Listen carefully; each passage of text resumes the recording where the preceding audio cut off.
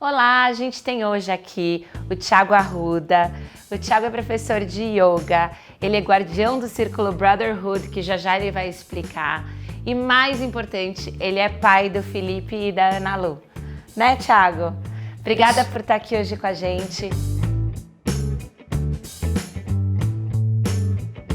Nós conhecemos o Thiago num evento que a gente fez parte e achei muito interessante.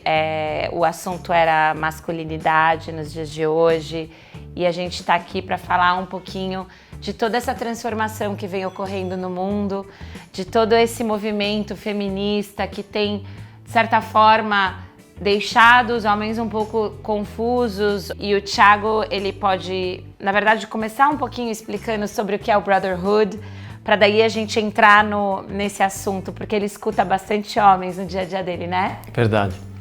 O Brotherhood Brasil é um grupo de homens para homens. O que significa isso? Nada além de um espaço que a gente criou para que a gente possa se ouvir e aprender com a fala dos outros. Então ninguém quer ensinar nada como se deve ser hoje em dia. O que a gente quer é que possa ter uma vulnerabilidade exposta num círculo de confiança, para que a gente possa falar e se ouvir. 3 anos atrás, eu percebi, junto com o Gustavo Tanaka, um amigo meu, que a gente fazia vários processos de autoconhecimento e todos eles, de 90% a 95% do público, eram de mulheres. E a gente começou a falar, o que está errado com esses homens de hoje, né? E nessa busca por um espaço para que os homens pudessem se expor, a gente teve a ideia de criar um círculo de homens só para homens. Isso começou há 3 anos, no começo de 2017, e tem sido um trabalho maravilhoso porque os homens têm sim muito o que falar. A gente só não tinha espaço para isso. Vamos botar um gravadorzinho lá, gente?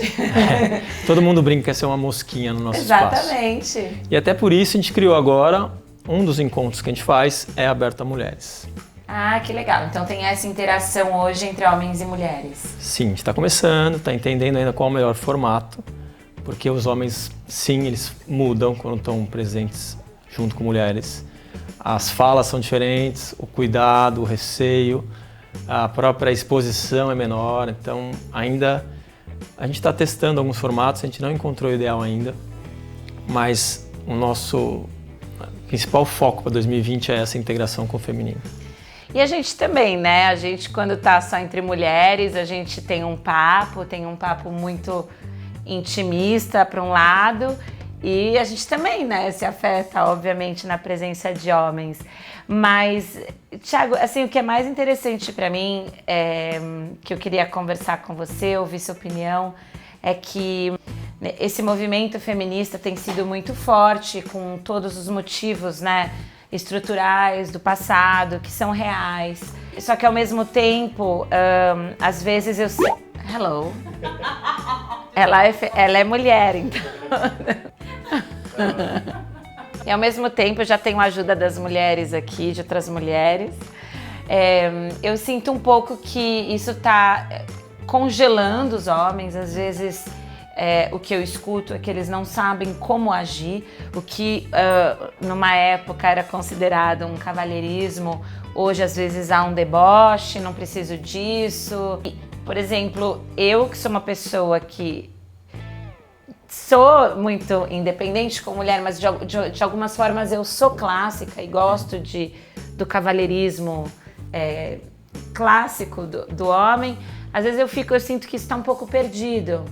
O que você tem escutado? Qual é a sua opinião a respeito disso? Então, eu acho que o comportamento masculino, ele vem repetindo um padrão há muitos anos, né? Então, se você pensar lá atrás, o cara precisava andar com uma espada na cintura para defender, porque tinha um outro cara que falava uma outra língua, que se você não tivesse armado, ele podia roubar sua terra, estuprar sua mulher, sua filha. Então, exigia essa competitividade e essa defesa exacerbada. E ao longo do tempo, foi se criando essas questões. Homem não chora, homem tem que ser o pilar da história, homem tem que ser forte, etc.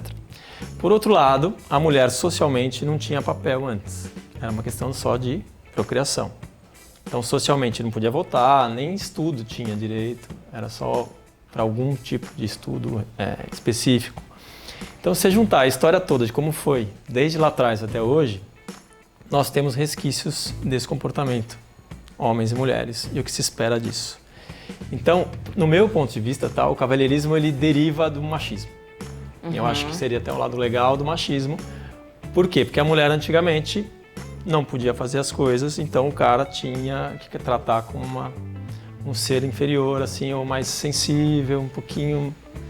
Tem uma delicadeza aí que eu questiono um pouco, porque eu acho que gentileza ela pode ser feita para qualquer pessoa, não só para a mulher, entende? Sim. Então eu posso abrir uma porta para o meu pai, para o meu irmão, para minha filha, para minha mulher, independente do sexo. Mas, por outro lado, eu entendo que separou demais. Homem é assim e mulher é assado. Homem é durão, mulher é sensível. Homem é prático, mulher pensa em várias coisas ao mesmo tempo. Eu discordo um pouco disso. Eu acho que nós, tanto homens quanto mulheres, temos energia masculina e feminina dentro da gente. Eu concordo. E a grande questão, pelo menos a minha busca pessoal nos últimos 3 anos, é essa dança entre a minha energia masculina e a feminina. Então, sei lá, eu sou pai, que nem eu disse do Felipe e da Ana Lu. Para ser pai, tem vezes que eu tenho que ser mais assertivo, mais firme. Aí eu pego a minha referência de energia masculina. E às vezes mais acolhedor, mais amoroso, mais carinhoso. Pego a minha energia feminina para fazer isso. Antigamente meu avô falava, isso é coisa da sua avó. Meu papel é dar dinheiro e só. Meu pai, por exemplo, nunca recebeu um beijo do pai dele até sei lá quantos anos.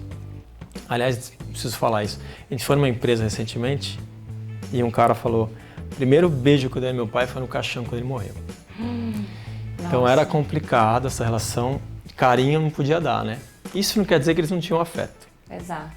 Então hoje eu busco acessar essas características diferentes para poder fazer.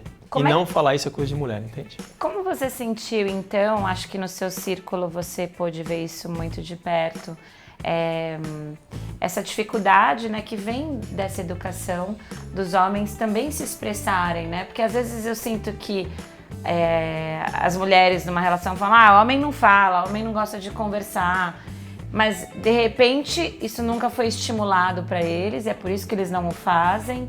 E aí se a gente meio que assume isso, é um pouco brusco também, versus estimular um lado sensível para o homem falar, né? A gente dá o terreno correto para o homem se expressar. O que você vê assim do outro lado? O que os homens falam assim desse lado, assim, dessa dificuldade talvez de se expressar? Então, tem homens que aparecem lá e falam, olha, nem sei o que eu estou fazendo aqui, minha mulher que falou para eu vir. E aí, depois de algumas sessões, só ouvindo os outros, começa a se reconhecer.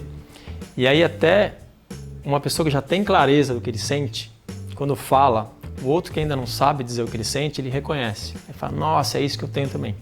Porque às vezes eu observo assim, o que você está sentindo? Ele fala, não sei.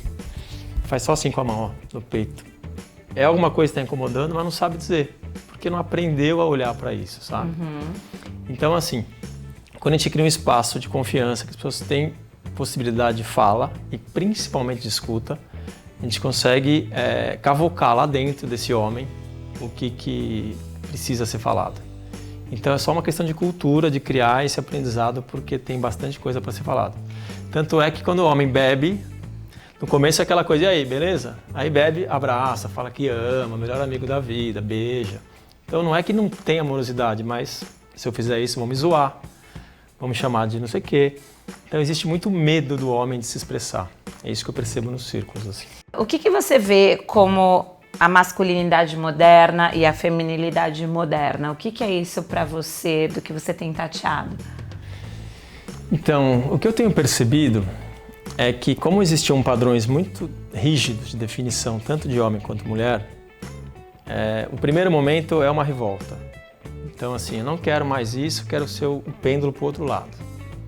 Então, de repente, o homem que era todo enquadradinho, de repente quer ser disruptivo e totalmente oposto. Quer usar saia, usar brinco e ser até transgressor, sabe? O que a gente busca hoje no Brotherhood é ter várias referências de masculinidades, que a gente fala no plural, porque não existe uma masculinidade só. Então, o cara quer usar saia, quer usar brinco, tá tudo certo.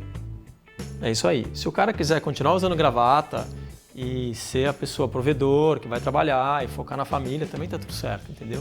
Então a gente não quer criar uma novo padrão de masculino, que a gente quer criar várias referências para que cada um se identifique e possa ser o que quiser ser.